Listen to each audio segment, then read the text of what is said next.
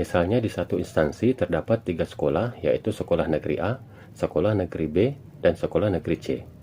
Masing-masing membuka formasi guru P3K bidang studi IPA sebanyak 1 orang. Sekolah negeri A memiliki guru honorer K2 yang telah mengikuti seleksi P3K tahap pertama dan dinyatakan tidak lolos. Maka pada tahap kedua, guru tersebut diharuskan memilih kembali formasi di sekolah induknya dan tidak boleh memilih formasi di sekolah negeri B dan sekolah negeri C. Guru honorer swasta memiliki sertifikat pendidik ataupun tidak bisa memilih salah satu sekolah dari ketiga sekolah tersebut. Namun jika guru honorer swasta bersertifikat pendidik dan memilih formasi di sekolah negeri A, maka akan mendapatkan saingan yaitu guru honorer K2. Dan guru honorer K2 juga akan mendapatkan saingan yaitu guru honorer swasta tersebut. Untuk lulusan PPG harus memilih formasi sesuai dengan sertifikat pendidik dan kualifikasi pendidikan. Jadi bisa saja lulusan PPG ini memilih salah satu dari ketiga sekolah tersebut, yakni sekolah negeri A, sekolah negeri B, ataupun sekolah negeri C.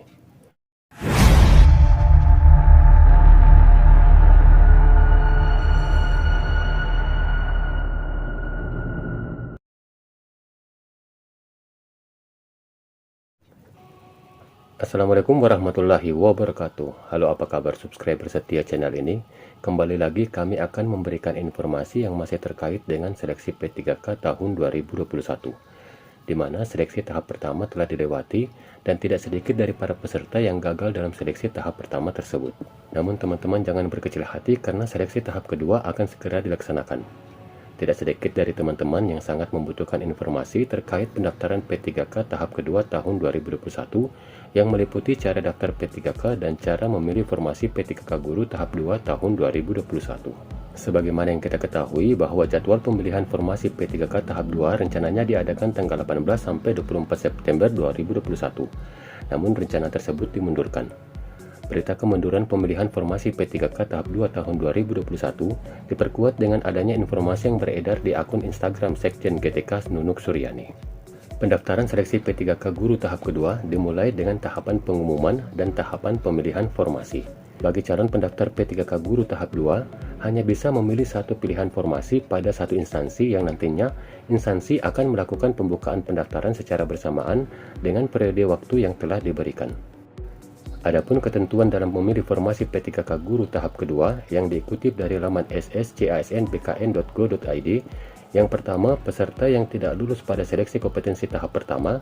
Yang kedua, guru non-ASN yang masih aktif mengajar di sekolah swasta dan terdaftar sebagai guru di Dapodik.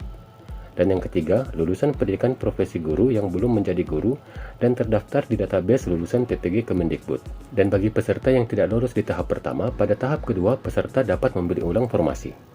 Adapun peserta seleksi kompetensi tahap kedua sebagaimana dimaksud pada angka kedua dan angka ketiga, memilih formasi yang masih belum terisi untuk pertama kali. Sedangkan peserta seleksi kompetensi tahap kedua sebagaimana yang dimaksud angka ketiga, memilih formasi sesuai dengan domisili peserta.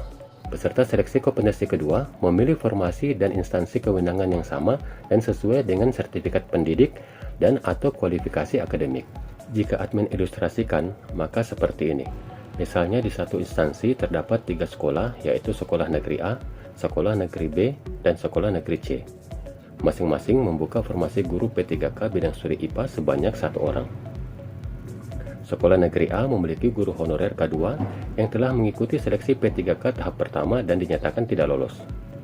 Maka pada tahap kedua, guru tersebut diharuskan memilih kembali formasi di sekolah induknya dan tidak boleh memilih formasi di sekolah negeri B dan sekolah negeri C. Guru honorer swasta memiliki sertifikat pendidik ataupun tidak bisa memilih salah satu sekolah dari ketiga sekolah tersebut. Namun jika guru honorer swasta bersertifikat pendidik dan memilih formasi di sekolah negeri A, maka akan mendapatkan saingan yaitu guru honorer K2. Dan guru honorer K2 juga akan mendapatkan saingan yaitu guru honorer swasta tersebut. Untuk lulusan PPG harus memilih formasi sesuai dengan sertifikat pendidik dan kualifikasi pendidikan. Jadi bisa saja lulusan PPG ini memilih salah satu dari ketiga sekolah tersebut, yakni sekolah negeri A, sekolah negeri B, ataupun sekolah negeri C. Jika lulusan PPG memilih sekolah negeri A karena sekolah tersebut dekat dengan domisili peserta, maka saingan untuk guru honorer K2 bertambah menjadi 2 orang, yaitu guru honorer swasta dan lulusan PPG. Tahap akhir dari seleksi tahap kedua adalah diadakannya perengkingan. Jika honorer K2 memperoleh ranking tertinggi dari guru honorer swasta dan lulusan PPG, maka honorer K2 yang berhak mengisi formasi tersebut. Sedangkan guru honorer swasta dan lulusan PPG harus menunggu lagi untuk mengikuti tes di tahap ketiga. Namun jika di tahap kedua ternyata guru honorer swasta memiliki ranking tertinggi dari guru honorer K2 dan lulusan PPG, maka guru honorer swasta tersebut berhak mengisi formasi di sekolah negeri A. Dan guru honorer K2 serta lulusan PPG harus menunggu lagi untuk mengikuti tes di tahap ketiga. Begitupun seterusnya. Jadi dalam tes tahap kedua tidak berlaku lagi afirmasi tambahan, kecuali afirmasi yang telah ditentukan sebelumnya, yakni memiliki sertifikat pendidik sebesar 100%, usia 35 tahun ke atas sebesar 15%, afirmasi honorer THK2 sebesar 10%, dan penyandang disabilitas 10%.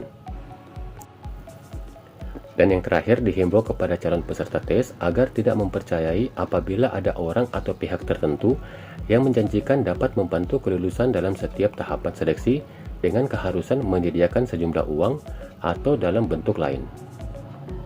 Demikian informasi yang dapat kami bagikan, semoga bermanfaat. Assalamualaikum warahmatullahi wabarakatuh.